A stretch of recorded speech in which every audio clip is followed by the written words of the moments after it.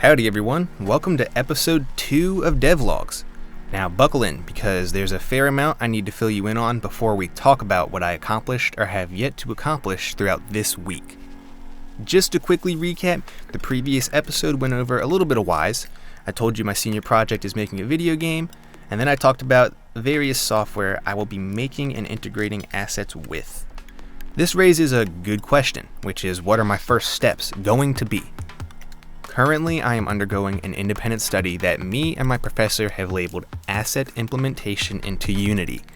This is structured similarly to my previous independent study, which went very well, so I've decided to use this notebook I had created and used for my WWise 101 certification to help me follow along and retain what the 301 certification lessons throw at me. I will be reading through the lessons and putting anything I find important onto the notebook. This spans from terminology and vocabulary to interesting facts that I believe would be on the exam or quizzes. Speaking of quizzes, I will not move on to the next lesson until I get 100% on each quiz, of which there is one every lesson. Prior to taking the 101 exam, there were 80 questions. Only 50% of those questions came from the quizzes, which is significantly high. Also, they provide good definitions for concepts, terminology, or vocabulary.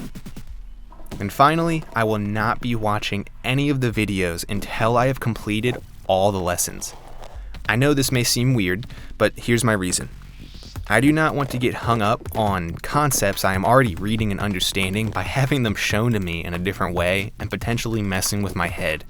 I can't afford that time-wise, and upon using this strategy during the J term, found it really helpful with my efficiency and understanding of the material.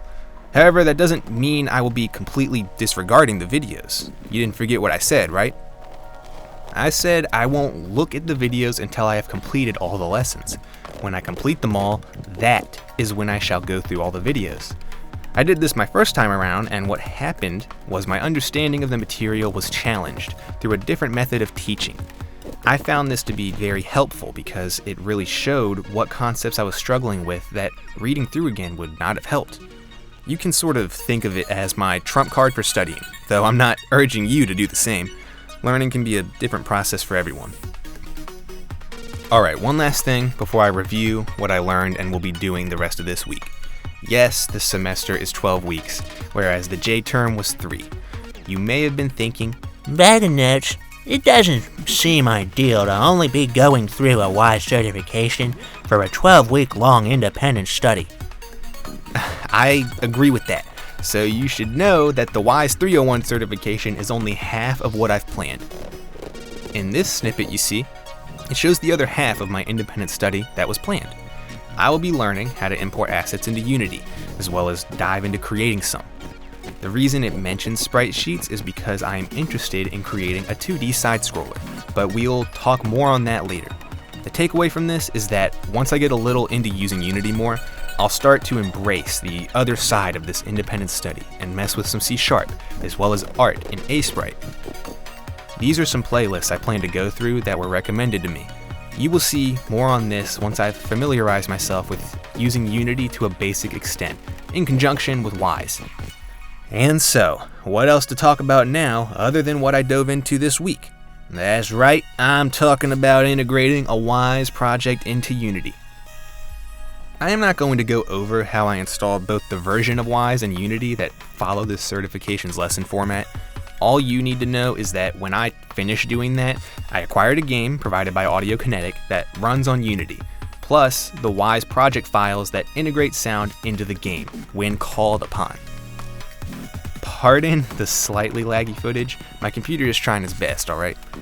This is footage of the Unity project file for the main scene in the WWise adventure game. The lesson also abbreviates itself as WAG. You are an adventurer in Allegro Kingdom who is helping a wizard who is claustrophobic. The lesson prompts me to play through the game, and after doing so, shows you where to open up WWise settings in Unity. Here, you can map out where a WWise project file is located. Then, in the WWise installation path below, you specify which version of WWise the project is on. Since I am on Mac, I would simply locate the WWise application in my Finder app. Click it, then click Open. When both settings are set as intended, you can click OK. And so the Unity project is officially connected to WWise, and I can begin chugging through all the lessons. There is also an important note at the end of the installation and connecting instructions. The WWise Unity integration will now be aware of the location of your WWise installation and WWise project.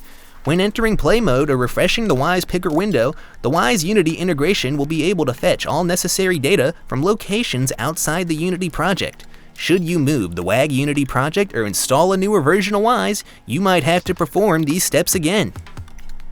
Man, I hope that makes sense. If anyone is watching this and is confused, feel free to drop a comment and ask for clarification. Okay, for real this time, let's dive into what I learned in the first lesson.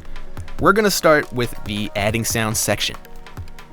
This is the first part of the read-along I want to talk about because what it's showing is the integration process between WWise and Unity. First off, for anyone reading, take note of the terminology audio kinetic is notifying readers about.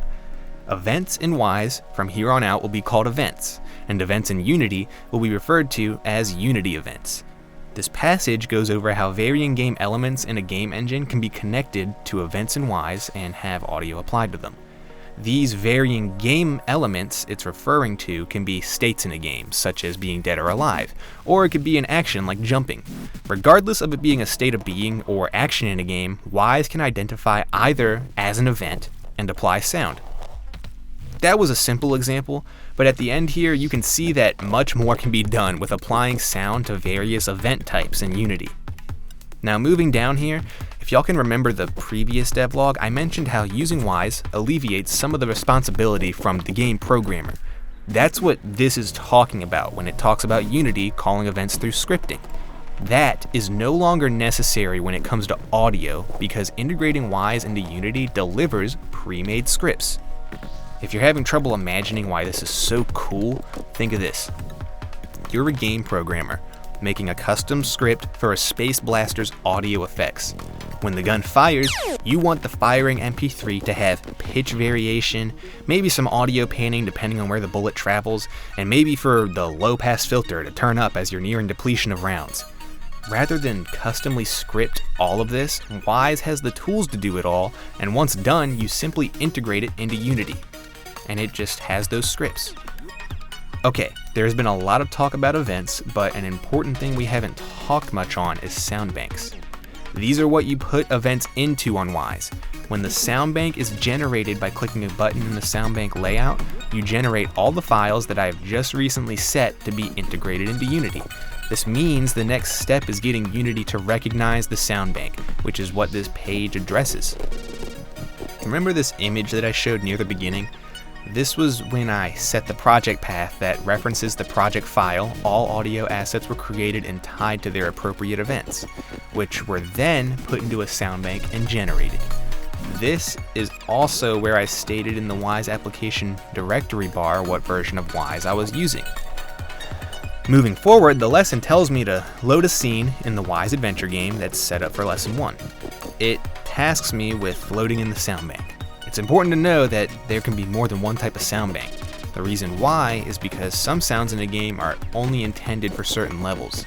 It wouldn't make sense to have these sounds present during a level they're not needed, because that would be taking up unnecessary space and would result in unnecessary processing power. In order to load a sound bank, we'll start in the top left in the hierarchy view, where you can see I have navigated to a prefab named General Sound Banks. Prefabs are components with potential assets in them that can be stored between scenes in Unity. When I click the mentioned prefab, an inspector view pops up in the top right, and you'll see we have an option to add a component. Now look towards the bottom and get this, because here you can see the WWise project that I integrated into Unity.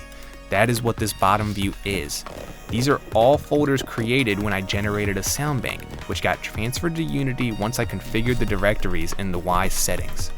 What we want here is to go into the sound banks folder and navigate through the hierarchy to your general sound bank.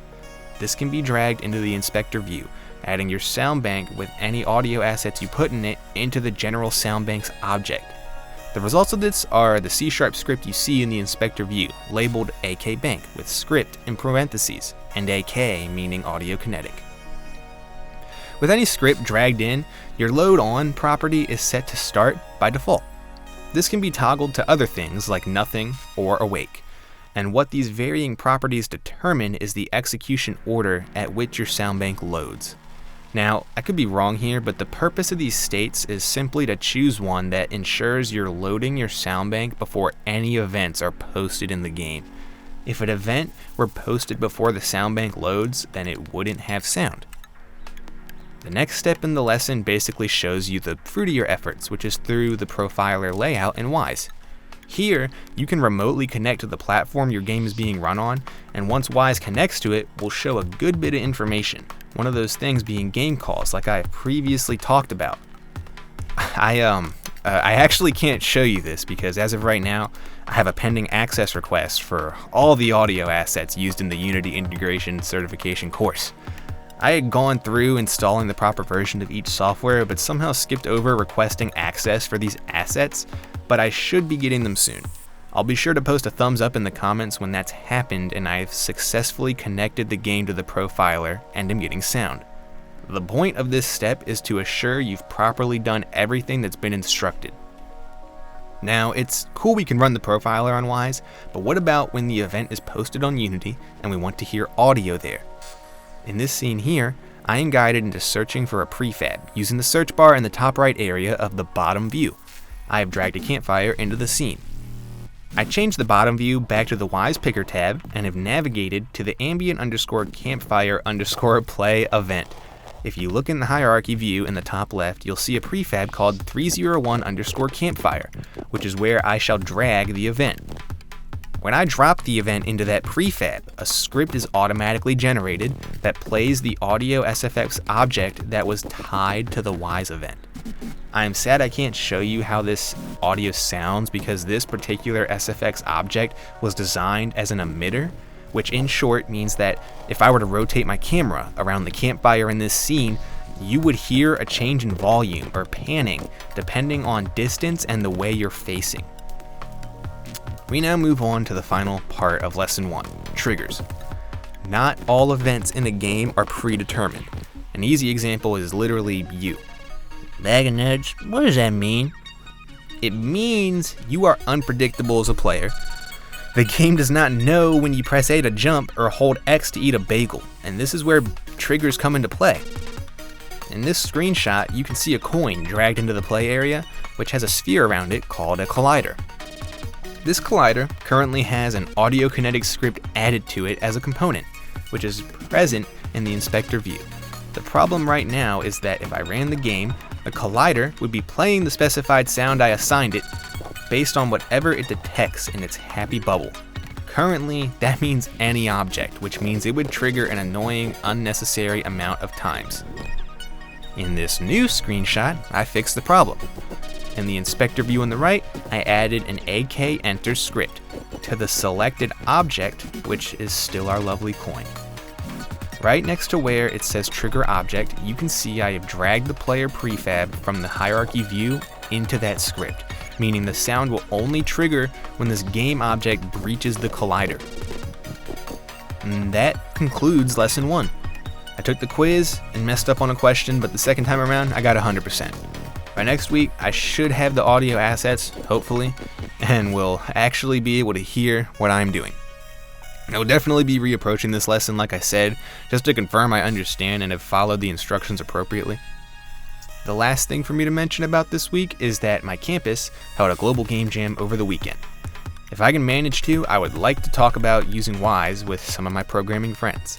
If that happens, then whatever I edit in after this will possibly showcase that, as well as some other cool pictures of the jam, maybe some videos. Before that, thanks for watching. I'll see you in the next video. Enjoy!